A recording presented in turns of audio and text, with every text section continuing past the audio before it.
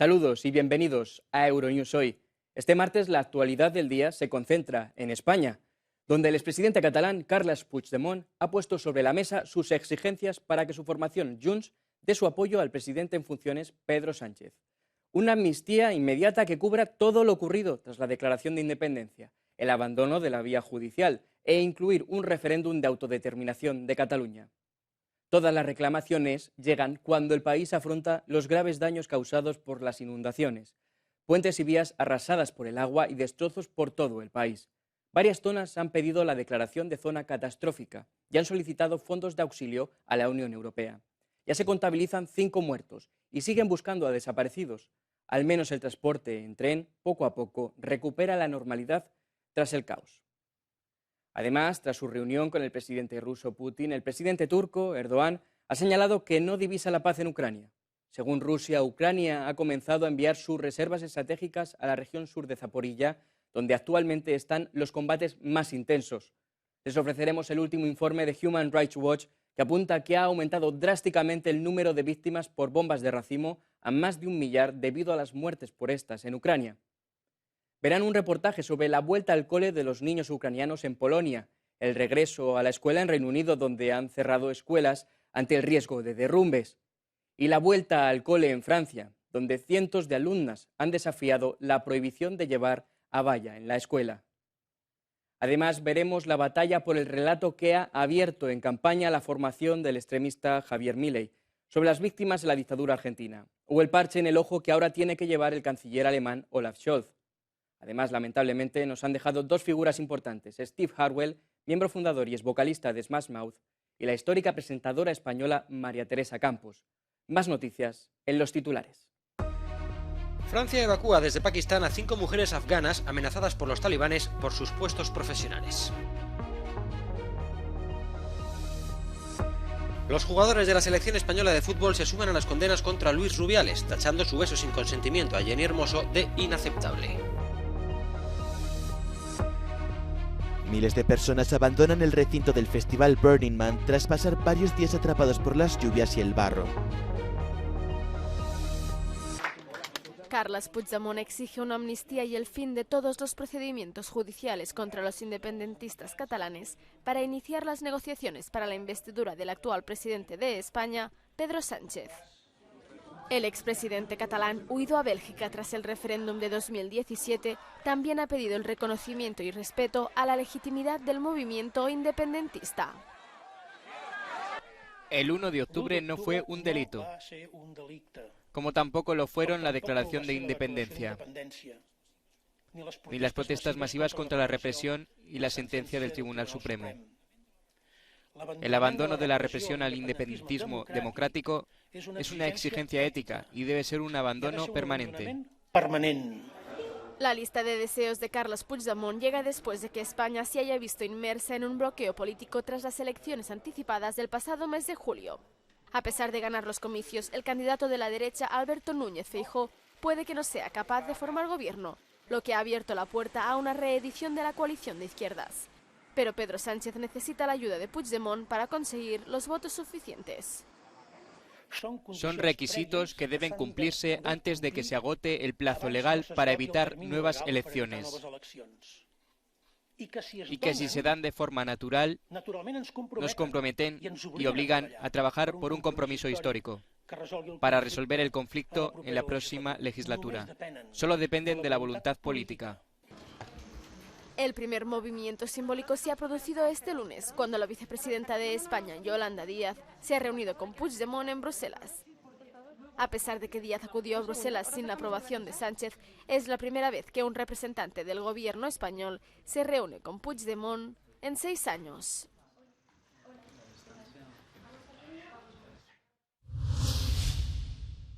Las huellas de la peor dana en muchos años tardarán en borrarse en el centro de España.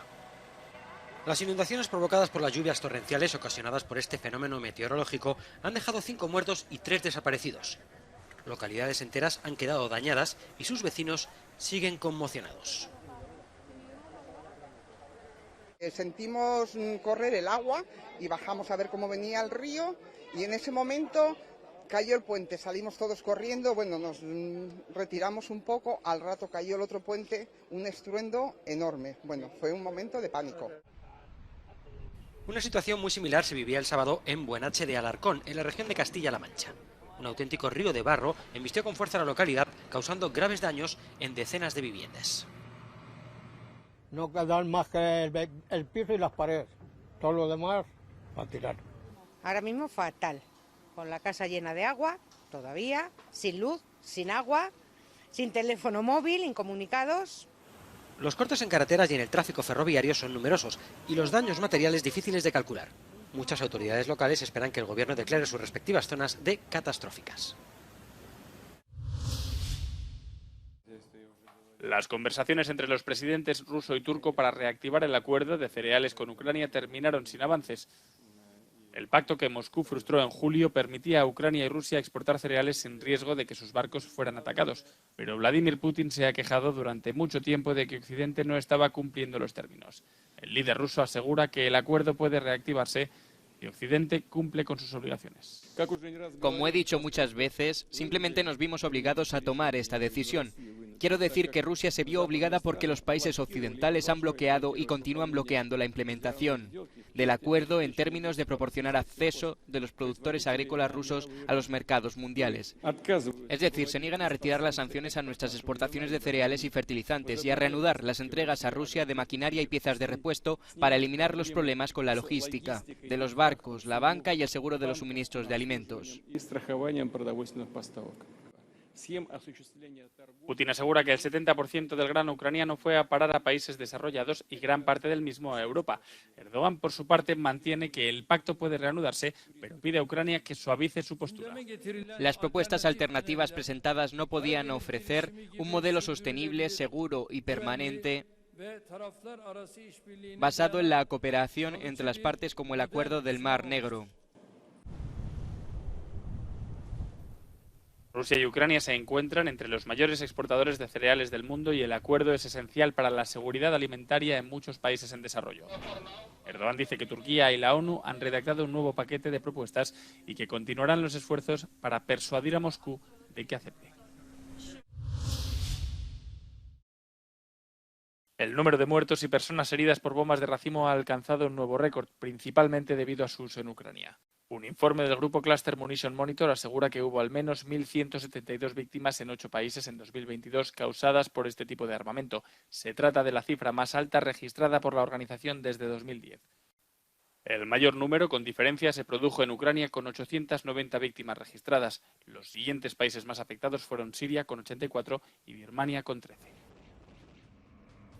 Las bombas de racimo son municiones que explotan en el aire, lanzando explosivos más pequeños sobre una amplia zona. Pueden tener efectos devastadores en los civiles, que representaron el 95% de todas las víctimas de bombas de racimo en 2022. El informe asegura que Rusia ha utilizado este tipo de munición repetidamente en Ucrania desde que invadió el país en febrero de 2022. Ucrania también ha comenzado a utilizarlas en su contraofensiva.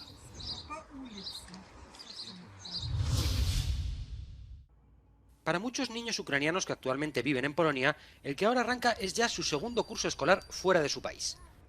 En total, hay más de 170.000 niños ucranianos matriculados en escuelas de Polonia. Algunos se matricularon en escuelas polacas y otros decidieron asistir a escuelas ucranianas como esta, en Varsovia.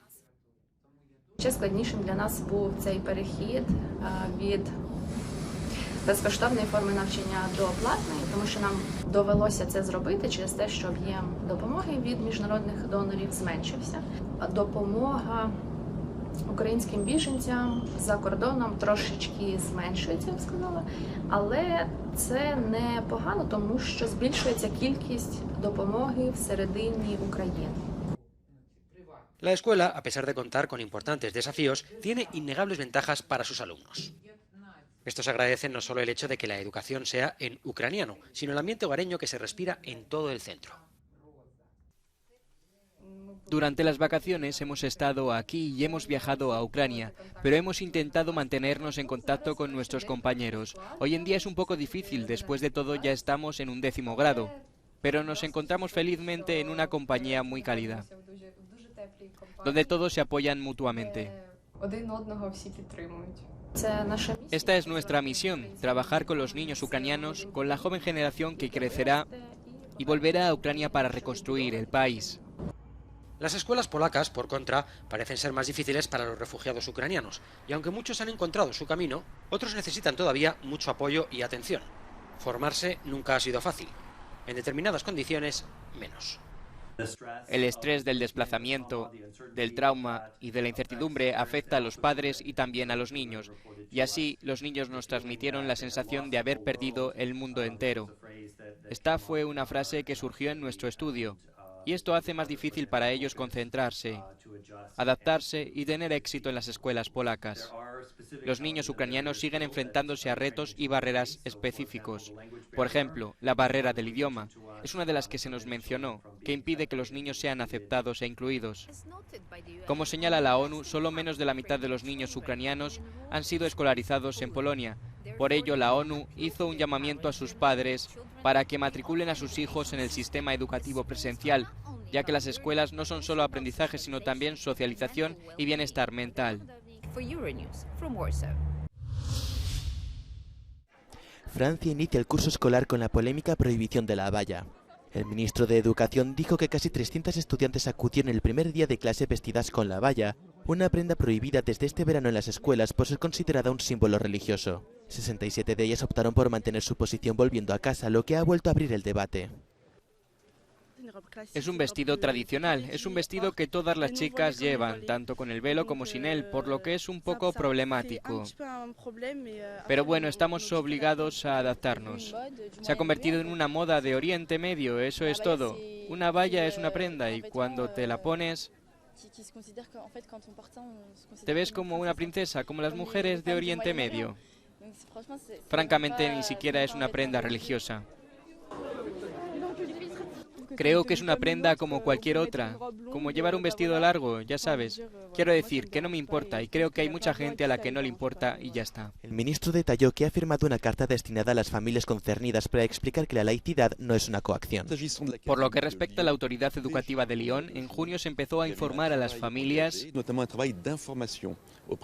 sobre el marco laico de la escuela y sus implicaciones, sobre todo en lo que se refiere a los símbolos ostensibles. Francia prohibió hace décadas el uso de símbolos religiosos en las escuelas, y la popularidad creciente de la abaya por parte de alumnas musulmanas llevó al gobierno a prohibir tanto esta prenda como el camis, su equivalente masculino.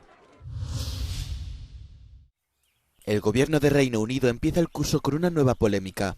Este ha ordenado el cierre parcial o completo de más de 150 escuelas por riesgo de derrumbes por hormigón defectuoso, por lo que muchos estudiantes no podrán comenzar las clases en septiembre. Entre 1950 y 1990, la construcción pública de Reino Unido emplea un tipo de hormigón de baja densidad.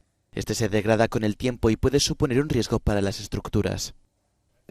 La nueva información salió a la luz hace poco y es importante que una vez que lo hizo, el gobierno actuó sobre ella lo más rápidamente posible.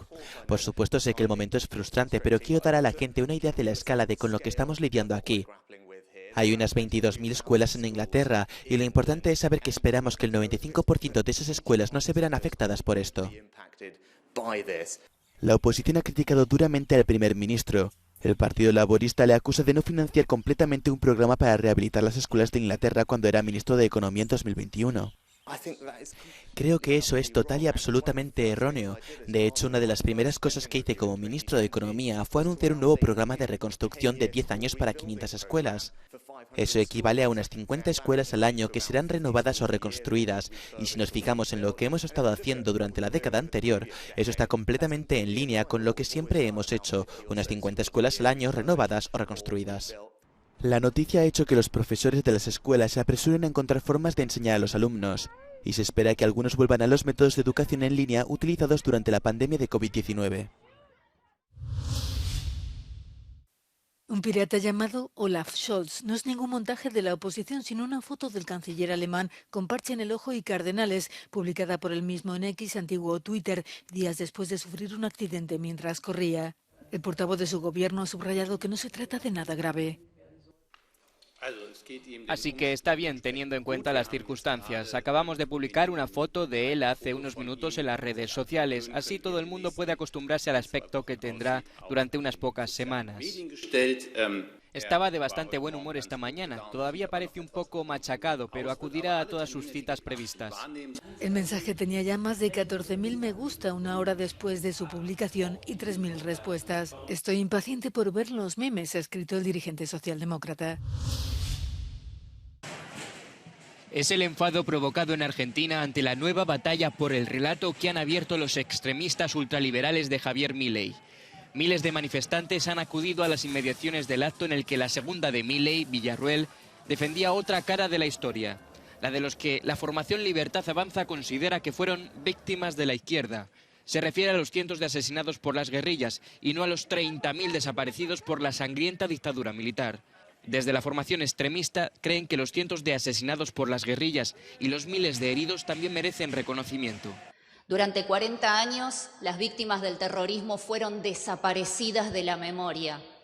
Fueron barridas debajo de la alfombra de la historia. Se eliminó cualquier rastro de ellas. Se las negó.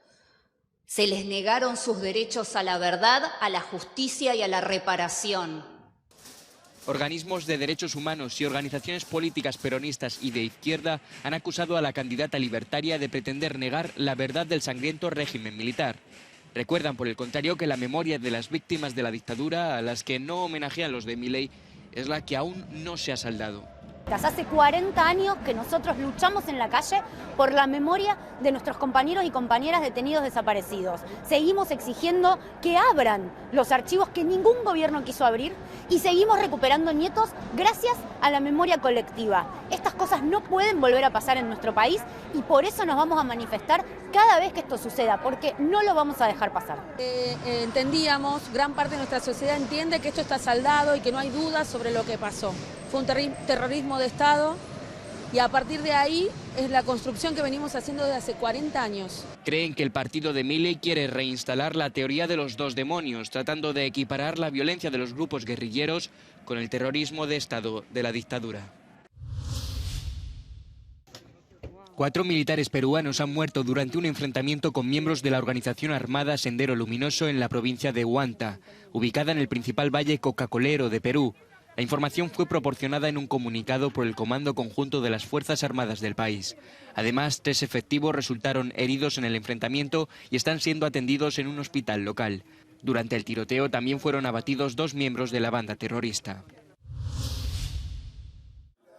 Cientos de manifestantes protestan ante el Parlamento de Rabat, Marruecos, para denunciar la muerte a tiros de 2 personas a manos de los guardacostas argelinos.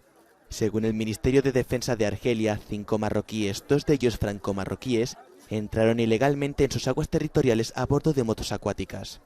El ministerio asegura que tras desobedecer las órdenes de la Guardia Costera para detenerse, los agentes se vieron obligados a disparar, matando a 2 de ellos. Ahora, los manifestantes acusan a Marruecos de no hacer lo suficiente para desafiar a las autoridades argelinas. 5 mujeres afganas han sido evacuadas a París por las autoridades francesas. Las 5 habían conseguido refugiarse temporalmente en Pakistán, huyendo de su país de origen tras ser amenazadas por los talibanes. Entre ellas hay una exdirectora de universidad, una exasesora de una ONG, una presentadora de televisión y una profesora de una escuela secreta de Kabul. Una de las mujeres llega acompañada de sus 3 hijos. Estaba trabajando con el gobierno, era asesora del ministro de Política y fui amenazada por los talibanes, amenazaron mi vida. Así que me llené de fuerza y escapé de Afganistán. Me fui a Pakistán. No olvidéis a las mujeres de Afganistán, a la gente de Afganistán, porque necesitan vuestro apoyo y el apoyo de las Naciones Unidas. En Francia, las ONGs dedicadas a asuntos de inmigración y refugiados prestan especial atención a este tipo de casos. Mujeres en el punto de mira de los talibanes por los cargos importantes que ocupan en Afganistán. El general Brice Oligui Nguema jura el cargo como presidente de la transición de Gabón después de dar el miércoles un golpe de Estado con el que derrocó al presidente Ali Bongo. En su discurso ante el Tribunal Constitucional prometió preservar la democracia y conceder amnistía a los presos políticos, a quienes definió como presos de opinión.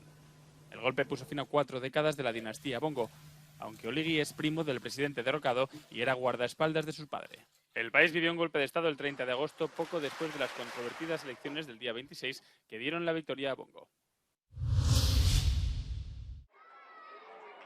El caso Luis Rubiales no deja de sumar reacciones.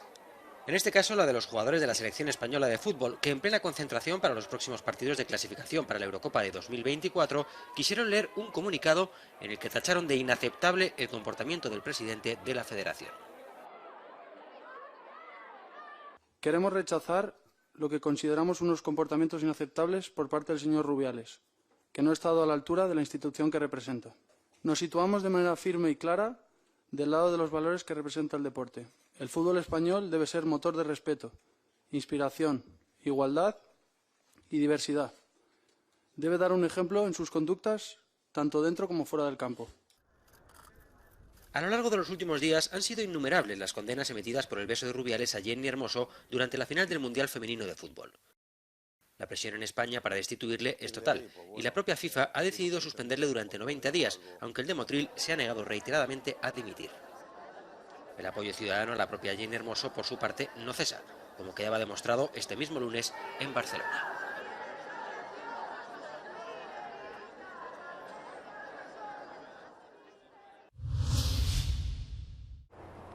Las especies exóticas invasoras dan un duro golpe a la economía mundial. Según un estudio de la ONU realizado durante 4 años en todo el planeta, el impacto es nada menos que de 390.000 millones de euros al año. De este caos en la biodiversidad no se libra nadie. Afecta a mamíferos, animales marinos o insectos. La culpa, como de tantas otras cosas, se atribuye al cambio climático y a la acción, en muchos casos deliberada, del ser humano. Un ejemplo típico es el de los piscardos, introducidos por pescadores en este lago, en las montañas francesas. Y así este piscardo, cuando no está allí naturalmente, evidentemente, va a modificar el ecosistema en el que se encuentre. En este ecosistema va a empezar a comer todo lo que haya a su disposición. Así que se va a comer los anfibios que estarían allí de forma natural. Se va a comer los invertebrados, es decir, los insectos, que forman parte del equilibrio natural del lago. Las consecuencias de estos traslados no son solo económicas, también pueden ser mortales. Se cree que a los recientes devastadores incendios forestales de Hawái, en los que murieron cientos de personas, contribuyó el pasto seco importado para alimentar ganado.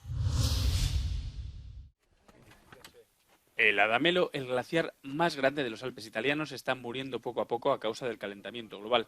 Los científicos le dan menos de un siglo de vida. La extensión del mismo se ha ido comprobando año tras año y los resultados dejan claro que el tiempo no juega a su favor.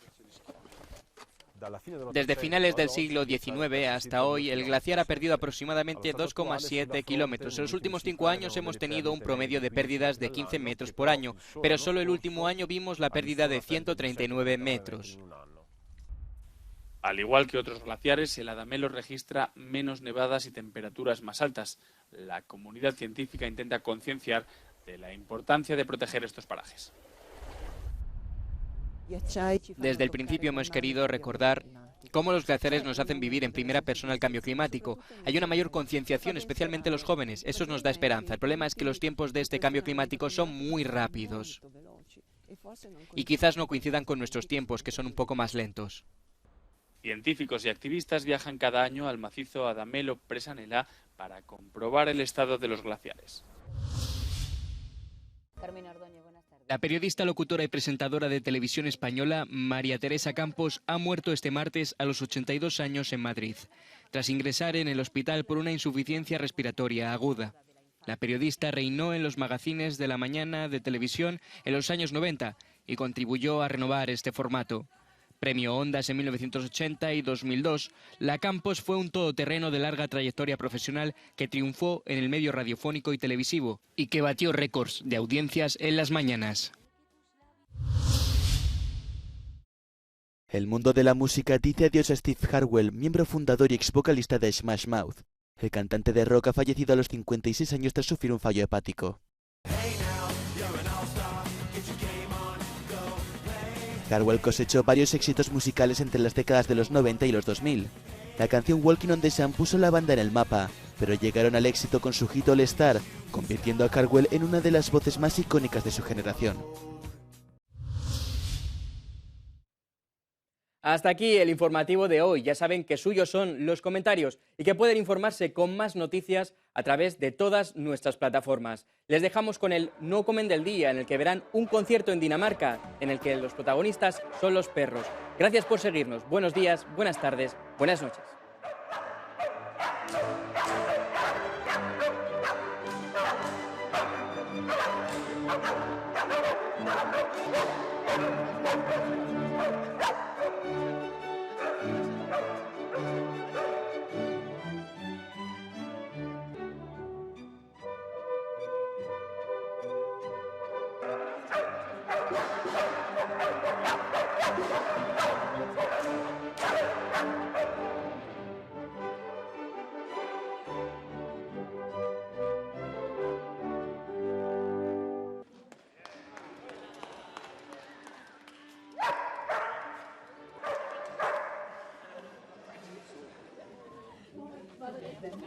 Og jeg ved ikke hvad, hvor er de fine.